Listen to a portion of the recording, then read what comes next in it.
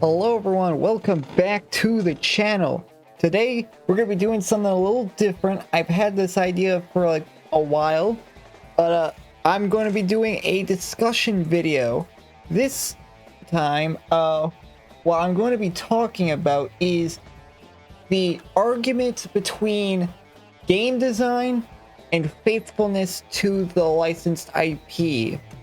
Now, I originally got this idea from the Mr. Headache, which you would know as one of the top Xeno players. I mainly got it from his posts.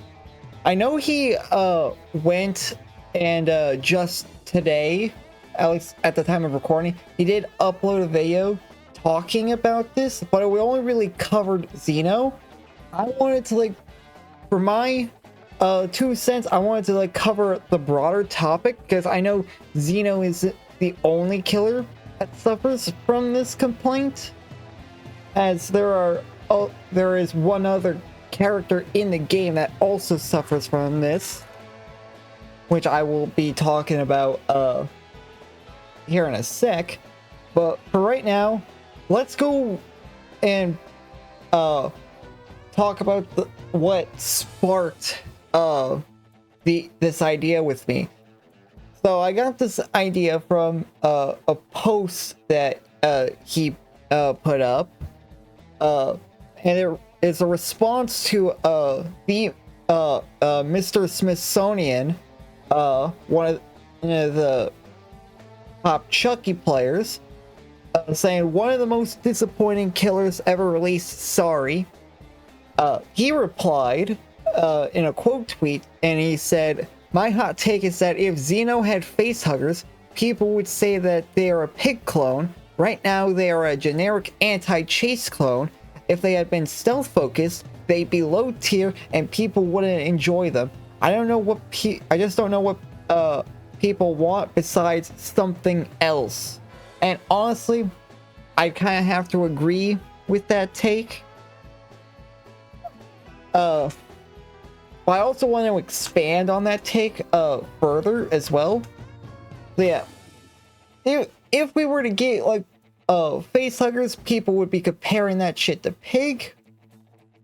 If they had been stealth focused, they would definitely be low tier, because as we know, generally stealth focused killers are generally in the bottom brackets, and most people tend to not play low tier characters,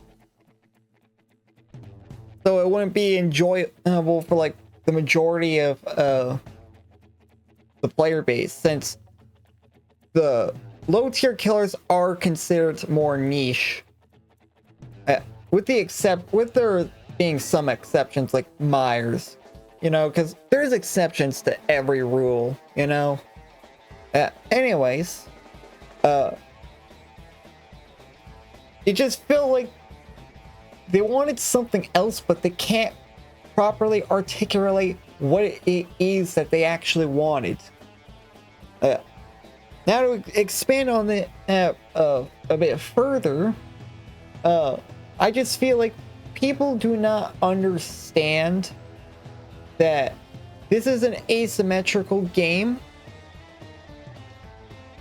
First of all, we have like what? Around almost 56 killers. Hang on, let me see real quick.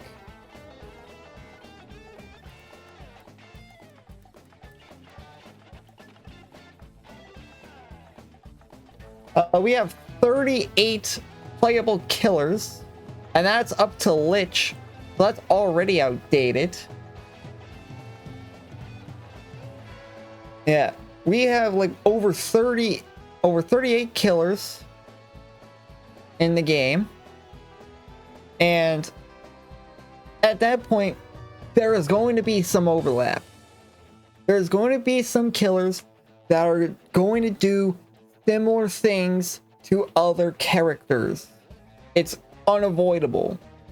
And this leads into the second point, is that because this game is an asymmetrical game, certain mechanics would not work for this type of game. an example being the facehuggers. In the lore, whenever a facehugger grabs onto you, you're basically just dead.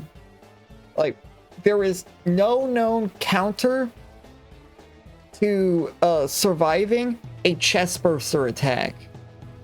There is no known counter. Everyone that gets attacked by a facehugger just basically dies. The only time when they don't is if they manage to kill it first. But if the facehugger attack is successful, they're just dead. How do you incorporate something like that into DBD as part of the killer power? You would have to change the facehugger so much to the point where they're basically unrecognizable. You would have to nerf it so much to the point where it doesn't even feel the same anymore.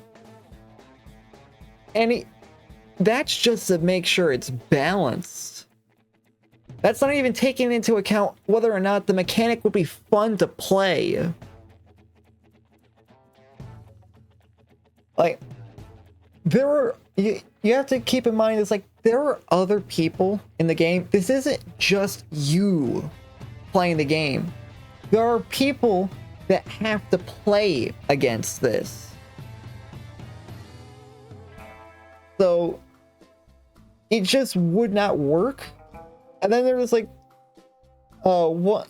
Some people are like, oh, you don't want wall running. Like, first of all, crawling on walls would already be very gimmicky since most maps in the game are very open with very little walls. So already that's going to be very gimmicky.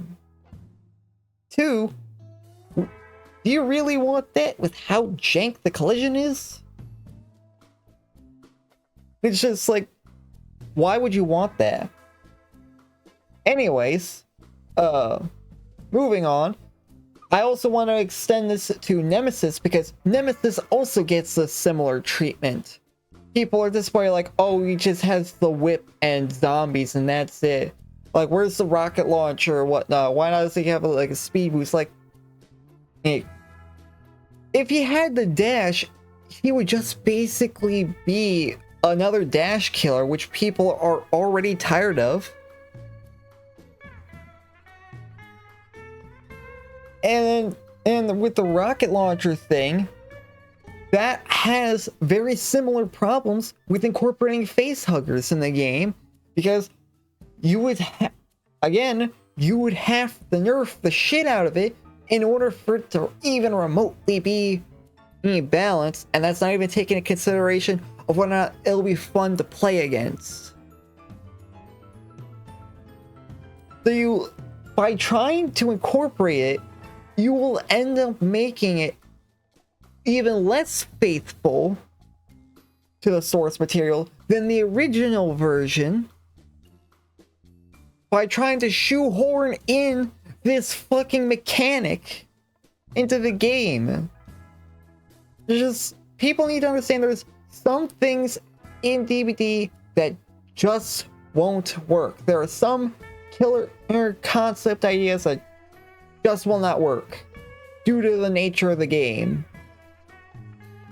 And I feel like the sooner people understand that, the less disappointed they'll be whenever something like this comes up again. Like, yeah, most of the time they knock it out of the park, the power works with the gameplay, and it's faithful. Sometimes you just need to accept that that's not always possible. And how, as the Mr. Headache mentions in his video, Xeno's tail attack is actually very faithful, because in the movies he uses his tail a lot. So that is actually faithful to the character. The moral of the story is that when designing a killer, game design is generally going to take precedent over faithfulness, because faithfulness to the character can only get you so far. They actually have to be fun to play as and to play against. But yeah, that's going to be it for me. Thank you all for watching, and I'll see y'all next time. Take care, everyone.